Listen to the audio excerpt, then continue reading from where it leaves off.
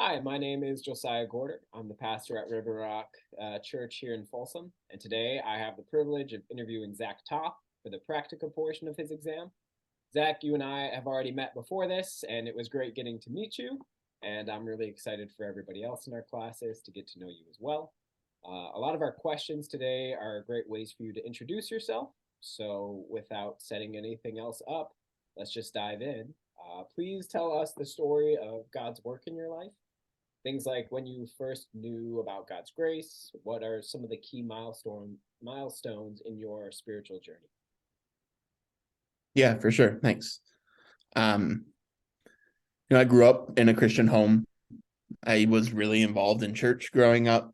So, faith has always been a part of my life in one way or another. I was involved in youth group, playing on the worship team since like middle school, but it never really quite felt God-centered. It was kind of just a place to hang out or a place to be able to play music in a band, which was really cool for me then. Um, and then about college, I think I did what a lot of college students do is that I kind of fell away, stopped going to church for the first couple of years. Um, Share a little bit. Where'd you grow involved. up? Where'd you go to college? Oh, yeah, for sure. Grew up in Hudsonville, Michigan, which is kind of west side of Michigan in near Grand Rapids. Went to college at a public school. So I grew up in a public school as well. Went to college at a public university called Ferris State University. I at least went there for 2 years. Then I transferred to Grand Valley. Um, it was 2 years at Ferris. I didn't like. I always considered myself a Christian, um, but my involvement was way down. Right, I went to church Christmas and Easter, or when I was home and my parents were going to church. Um, yeah, I didn't stop identifying Christian. I just stopped kind of practicing my faith. Um, and then I transferred to Grand Valley, which is in basically a neighboring town of what I grew up in. Started attending church at my old church again, mainly because I wanted to go on a mission trip as a leader.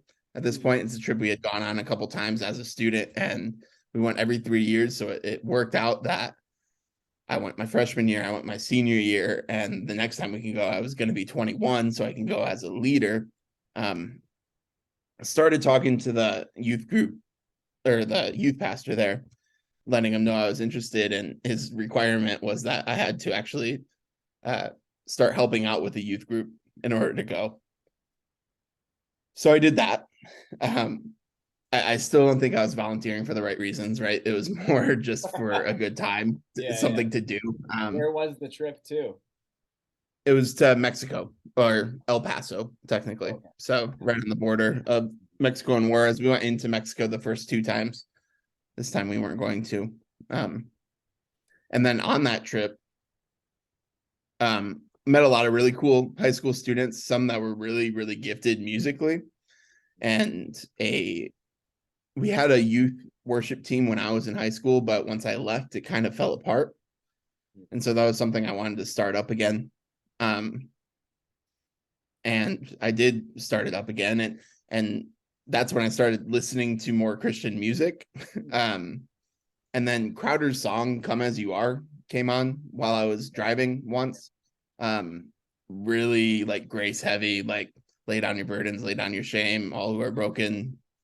Yeah, and it just hit home. Yeah. Kind of like, not that I went crazy for my 2 years of college, right? But just that like I'm still welcome at the table. I'm still welcome in the community, um, despite my detour, despite the detour that I think a lot of people have. Yeah. Um, and that's like I had to pull over to the side of the road when that song came Yeah. on. Just I don't. That's not the first time I felt God's grace in my life, but that's like the first prominent moment Yeah. that I felt it. That I felt like I understood it. Um, Other key milestones. Um, about 5 years ago, I was looking for, this was after I graduated my undergrad. I have a degree in statistics, which isn't really a pre-seminary degree.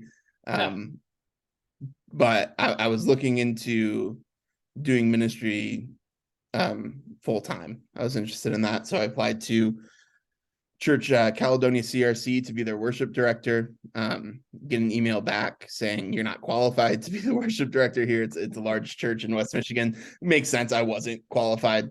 But they said we have a church plant and the pastor is interested in talking to you.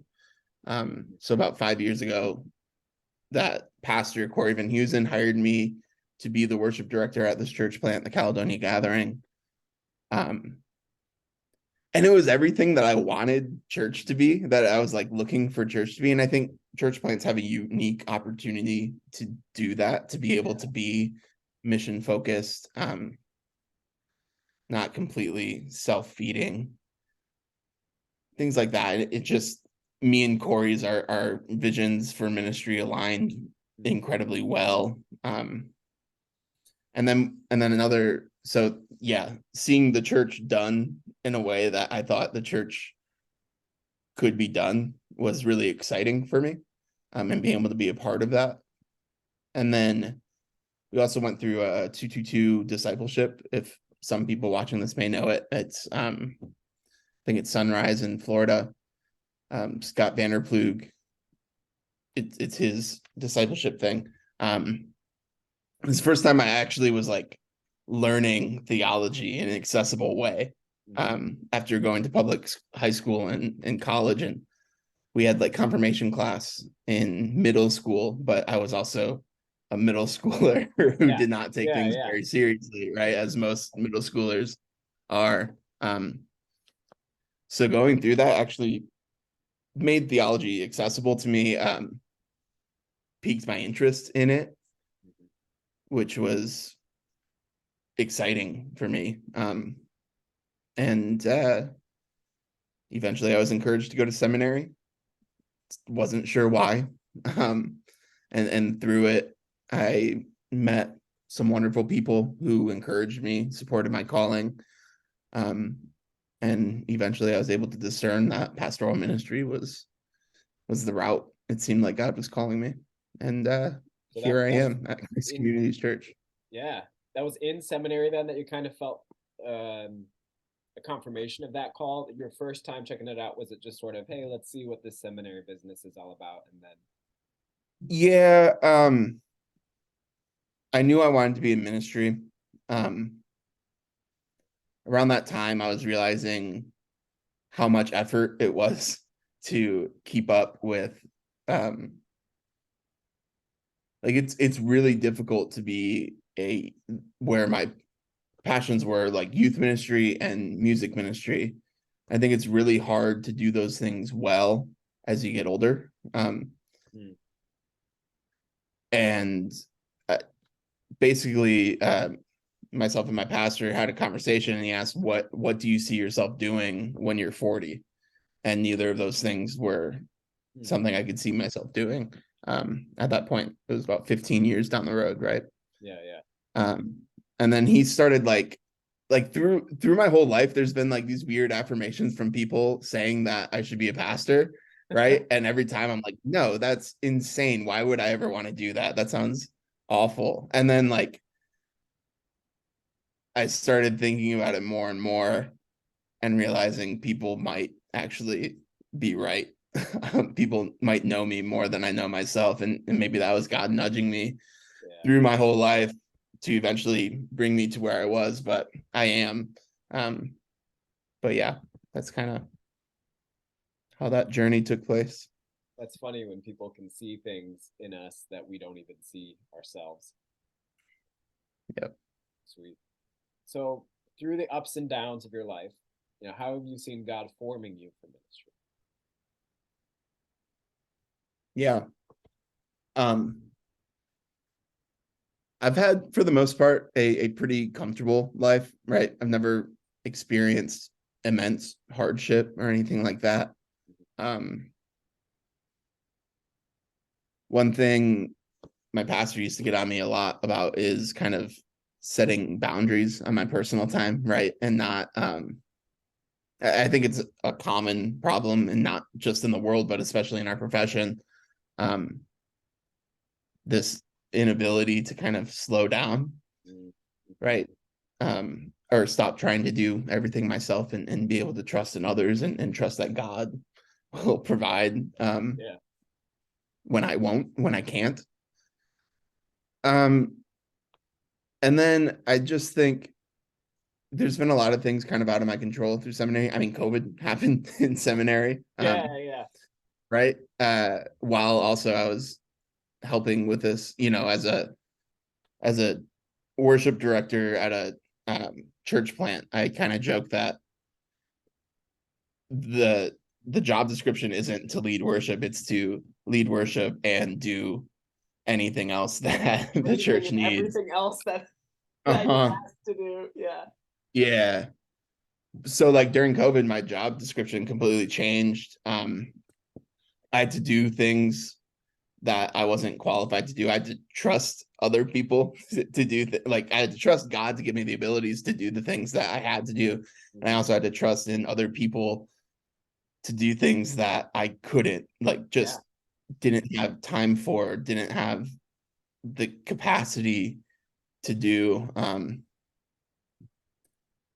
So I think God has been slowly telling me that I don't have to do everything myself. um, I can lay off the pedal a little bit and let other people join in, and just trust him to make things work. Yeah. So That can be a hard thing to do, especially when you're working in like a church plant setting, and especially mhm. during COVID, where it's like everything feels out of control. How can I control at least as much as I can? But then yeah, to learn through that, how to let go, how to trust God, trust Sure. others. Yeah, you're right. It's easy in this profession to feel like we have to put everything on our back and to oversee every little thing. Setting up good boundaries is a good practice that will serve you well over time. And I mean, I'm speaking as someone who still needs to learn that a lot too. Yeah. I'm working on it. I'm Yeah. getting there. I have people in my ear reminding me Good, quite often. So good. Keep yeah. those people close.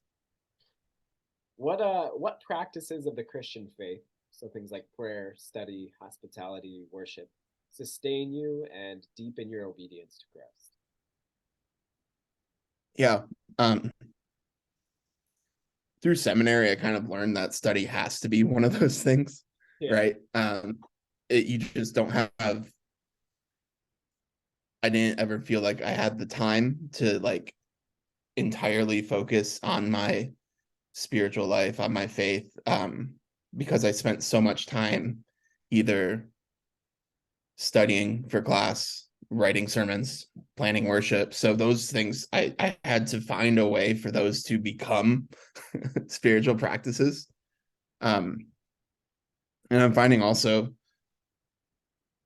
just reading a book, or writing a sermon, it I always had the tendency of how can this affect other people, or how can this reach other people, Mm. when I'm reading it. Or like if I'm reading a book, I don't think of how is this, for a while I wasn't thinking how is this affecting me in my life, but it's like, how can I turn this into a sermon series, or how can I use this to help Yeah. other people draw close to God. And I had to kind of do a 180 on that. I think like in order to write an effective sermon, it has to preach to you first, right? If it doesn't Yeah. preach to you, it's not likely to preach to other people as well as one that speaks to you. So using those times to learn about God, to draw closer to him in my life, has been big the past few years, when I felt like I just you're so overwhelmed. Um, but also things like, um, I mean, kind of talked about it earlier, the practice of just slowing down, or silence, things like that. I've been trying to do more of. I realized for a while, um, either I was working or like even if I went for a walk, I would have my AirPods in and listen to a like I Yeah, was being fed all of the time yeah, and wasn't slowing down to even just experience silence or have time with God that isn't someone speaking to me. Um, and then worship has always been a big thing for me. Um, Less so Sunday morning worship, mm, um, which is probably a weird thing for a former worship leader to say. I've never, I've been, I'm passionate in Sunday morning worship as a way to equip us for the worship that happens throughout the week, mm, um, mm. in our daily lives to use our own lives as worship.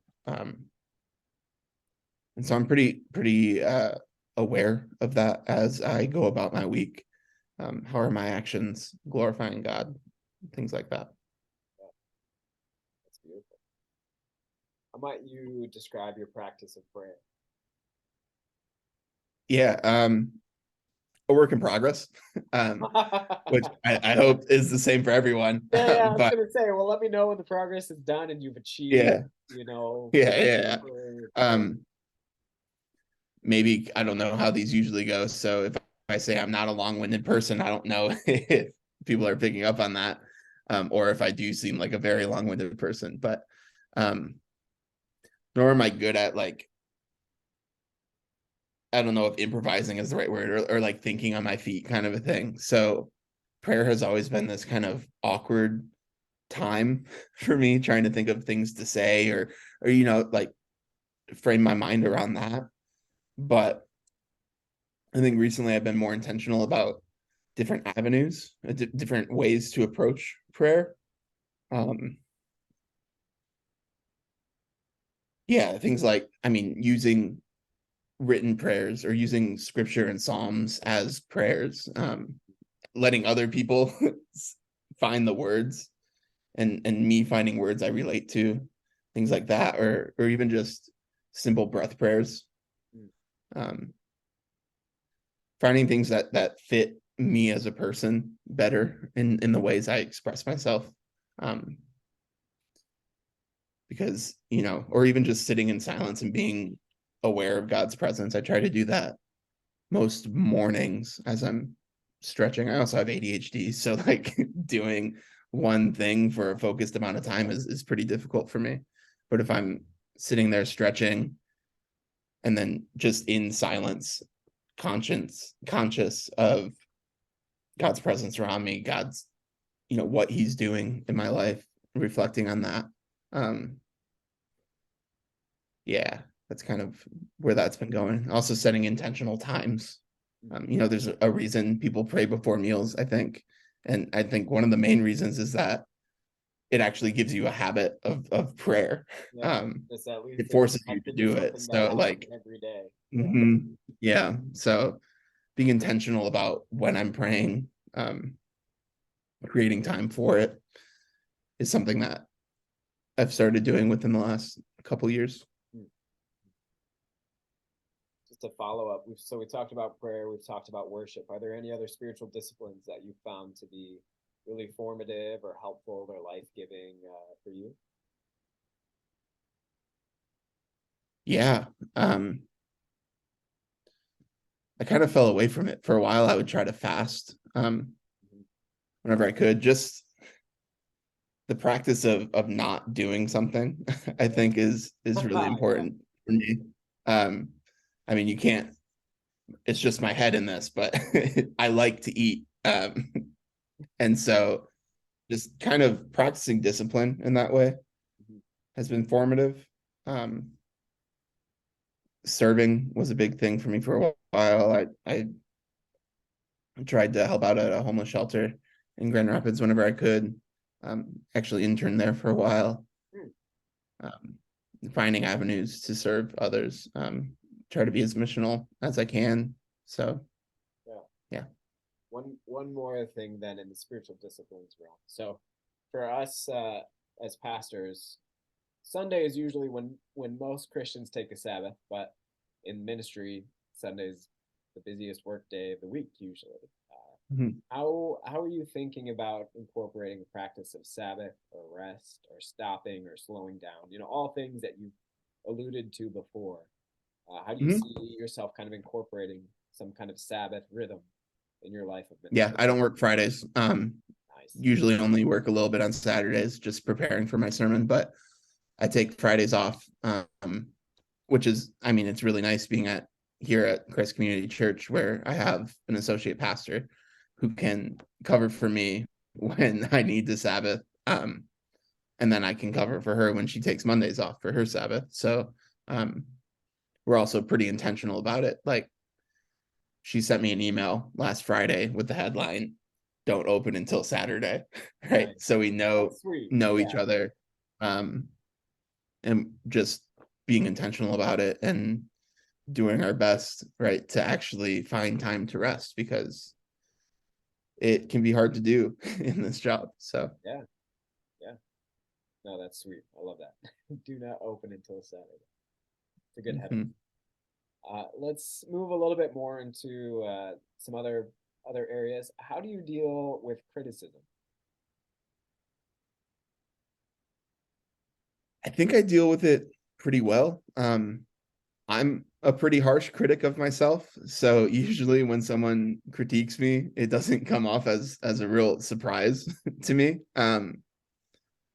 Also realizing that not everyone has the same opinion. Like, I could kill some, like, just preaching on a Sunday morning and like best sermon of my life, and there's probably someone out there that didn't connect with it very well, or vice versa. I could Yeah. preach the worst sermon ever and someone could find something out of it, right? Yeah. Yeah. um for example, I tried to, what, 2 Sundays ago, I told a story. I used Toy Story 3 as an illustration in one of Yeah. my sermons.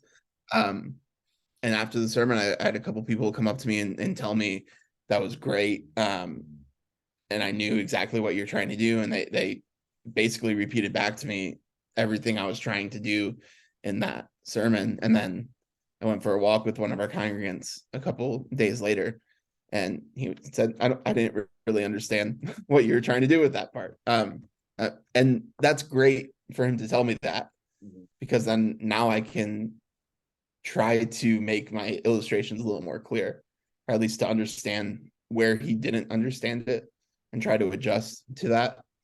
Um, but then there's times where I take I'll listen to the criticism, but I'm very intentional about what I do.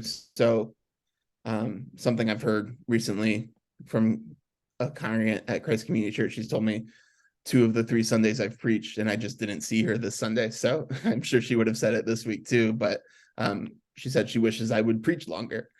Mm. And I'm pretty intentional about 20 minutes. That's kind of, and I have reasons behind that, mainly people's attention spans. Yeah.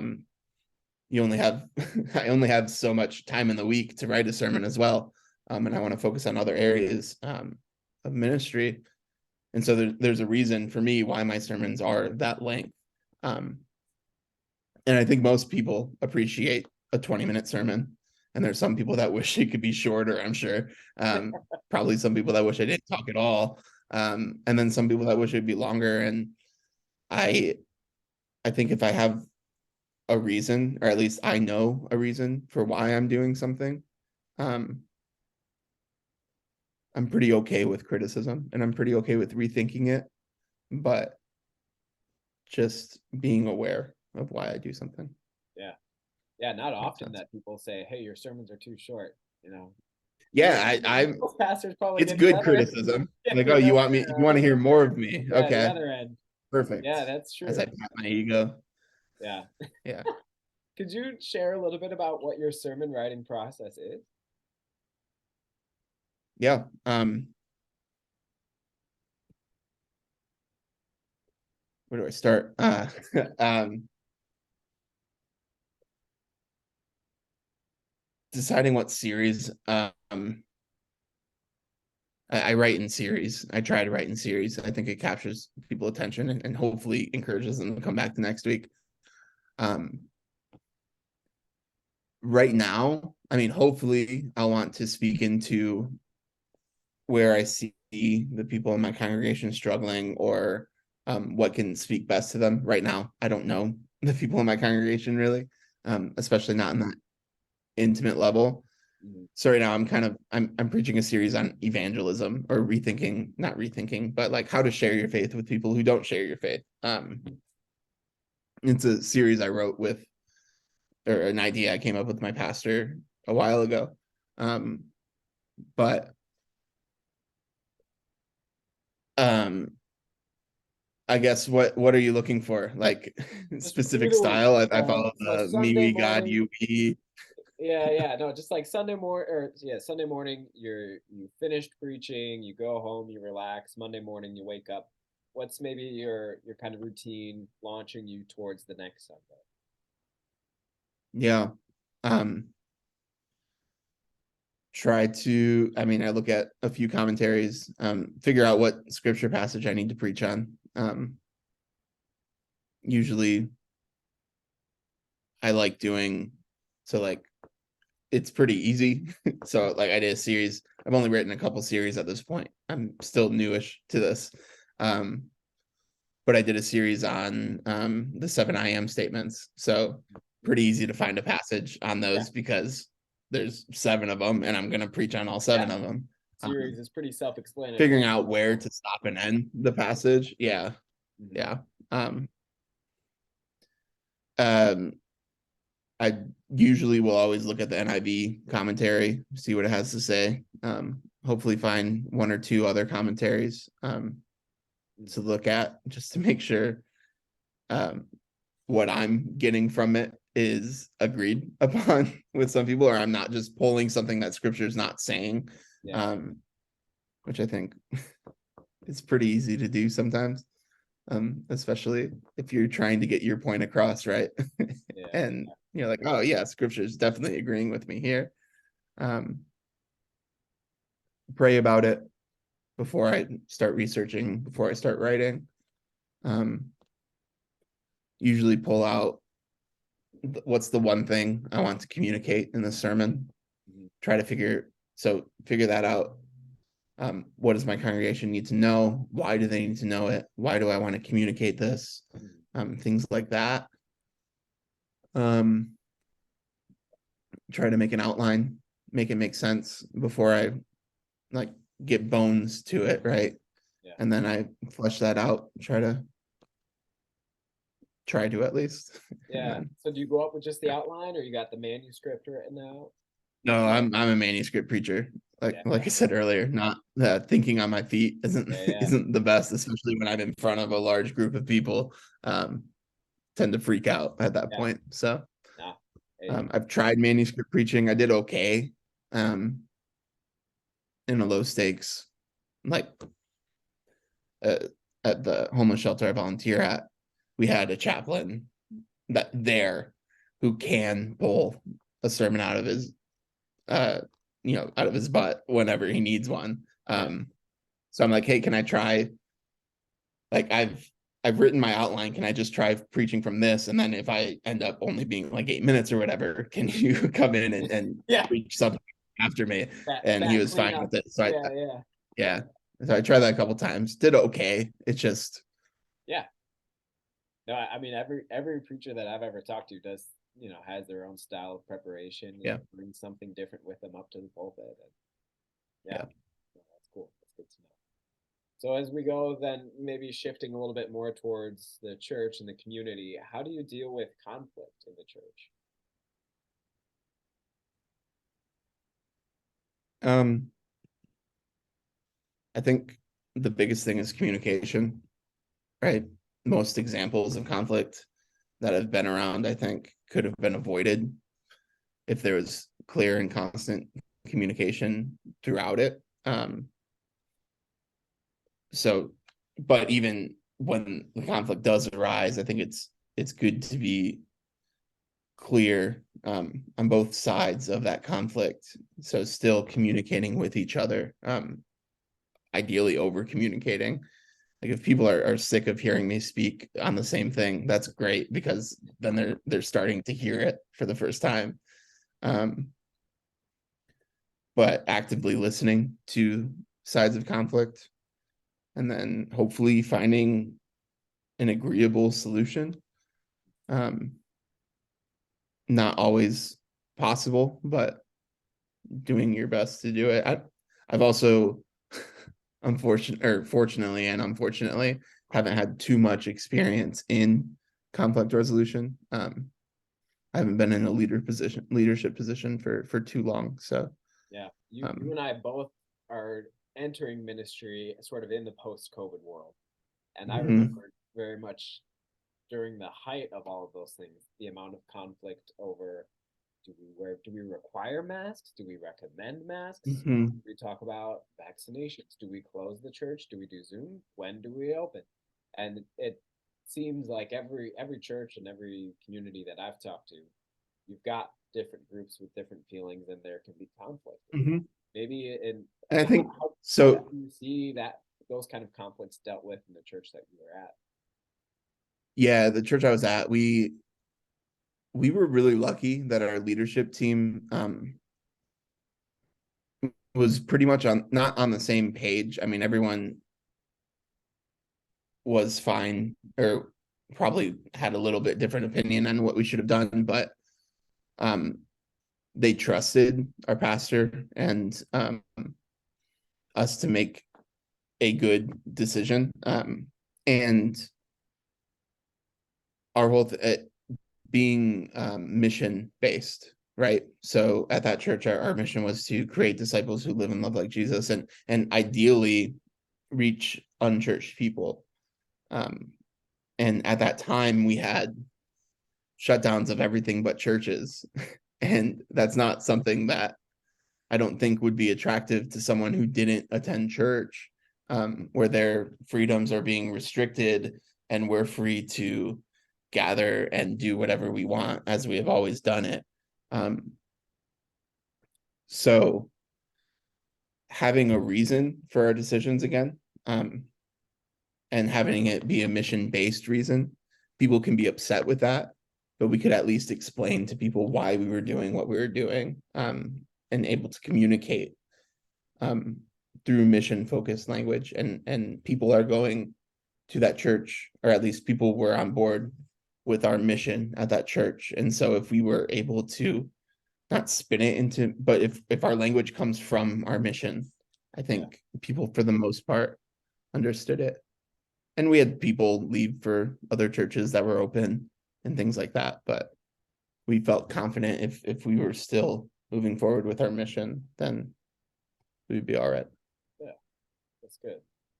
So then, continuing with this theme of community communication, things like that. What are some maybe specific things that you might be able to do to help foster a spiritually healthy community in your church now?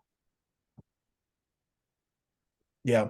I think it starts with me for sure, leading by example, um, making sure I'm taking care of my own spiritual needs, living a life that is worth, um, living a life that reflects that.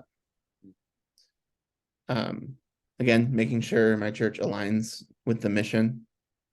Everything I do in the church aligns with the mission of the church, and hammer home that mission so people are hopefully on the same page with things. Mhm.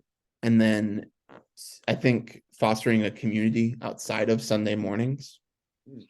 is really important in creating a spiritually healthy community, which is something I'm not sure of how to do currently Yeah, right now in this new area. I'm yeah, you're just 40 doing your hours from thing, where I man. grew up. Uh-huh. Yeah, yeah, But that's something I want to do. And I think every pastor wants to do that, right? So finding out how to do that, I'm looking forward to, and also kind of scared of, right? It's gonna be a lot of work, but yeah, getting to know the best ways to foster a community outside of the Sunday morning church where people can actually build relationships, focus on fellowship with one another. great. What let's see, what kind of supportive community will you have for yourself outside of your congregation? Yeah. I have a really supportive family. Mm. Um, I have quite a few friends from seminary, a couple like groups of people that still meet regularly. I just met with them today, this morning. We try to get together every other week, just see how things are going in each other's lives and each other's ministries. We kind of go through a book together, but Sweet. we very rarely get to the book part of those Yeah, meetings. yeah. But continuing to be in a learning environment with peers has been wonderful the past few months. Yeah. Um, What book I are you, also have quote unquote, reading right now? If you don't get it to it very much, but just what is it? Just curious. um, what's the name of it? Oh, Do I Stay Christian? Hmm. It's been interesting so far. It's kind of it gives you 10 reasons why people aren't staying Christian or why people wouldn't stay Christian, why a lot of people are leaving the faith, right? And then 10 reasons um why he thinks that people should stay Christian. And then at the end, I think he talks about how to stay Christian, right? With all. So I'm about halfway through it. It's been all right, Yeah. you know. Um, I'm trying to get our next book to be Speaking of Jesus by Carl Menderes. Hmm. Which is a fantastic book. If you haven't read it, highly recommend.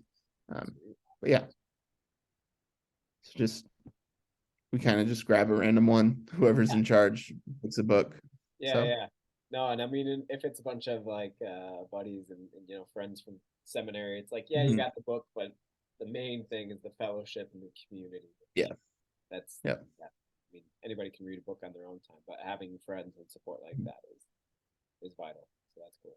And and then I also, before we move on to the Yeah. next question, I also have quite a few pastors from multiple denominations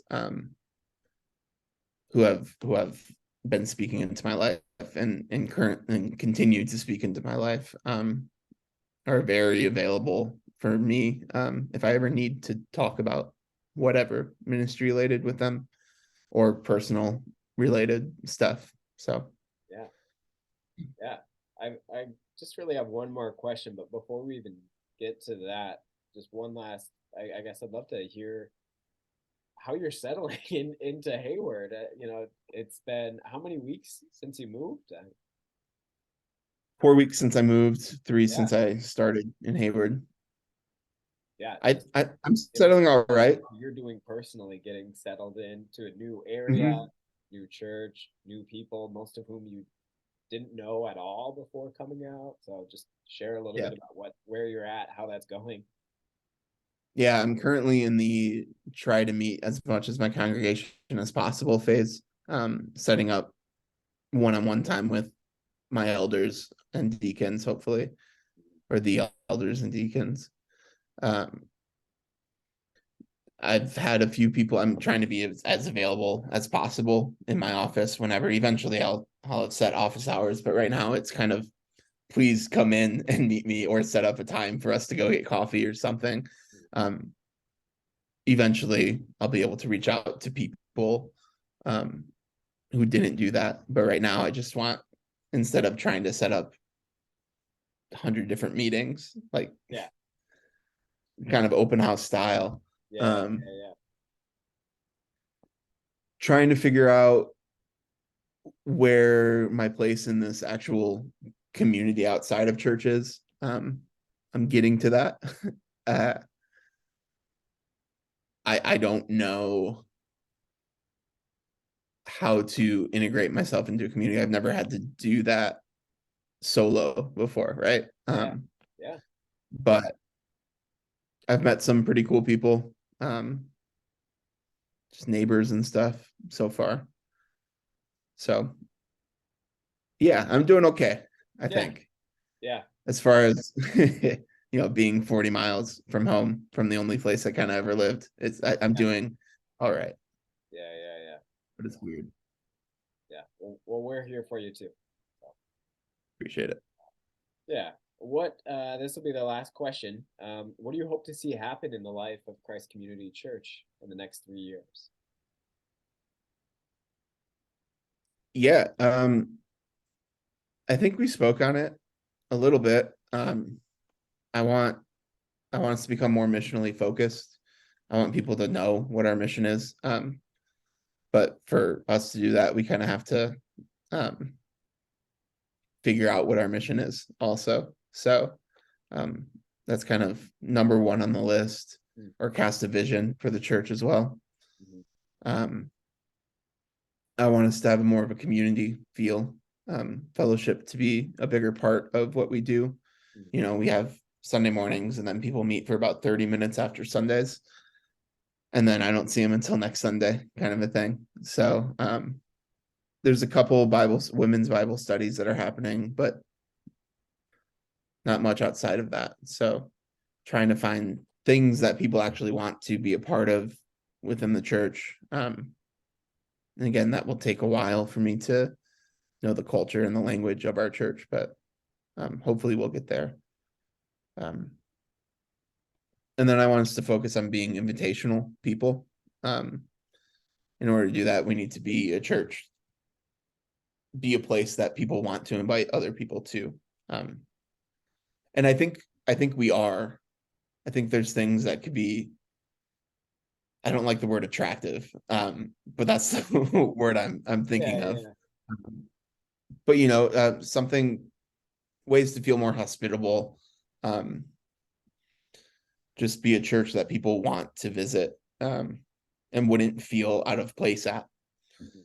So, which is kind of the double-edged sword of being a closer knit community while Yeah, also being hospitable and invitational. So yeah, that'll be fun. yeah, yeah. There's always that, push and pull, and Mhm, yeah, that kind of balance that goes along with creating a healthy community that's, yeah, tight knit and invitational. Oh, mhm. sweet. Well, you'll probably get some more follow-up questions at the classes meeting. There will be sort of an open mic time if anybody else has other Practica related questions that they want to throw at you, they'll probably do that then. But thanks so much for sharing your heart, sharing your story, and yeah, just letting us get to witness what God's been doing in your life. So I'm glad to have you out here, and yeah, we'll see each other in person at the classes meeting, and you'll get to do the rest of your exam there. Can't wait. Yeah. So with that, I'll end our recording now, and then you and I can do a little follow up chat after this. Sounds good. Here we go. All right, I'm gonna end it now.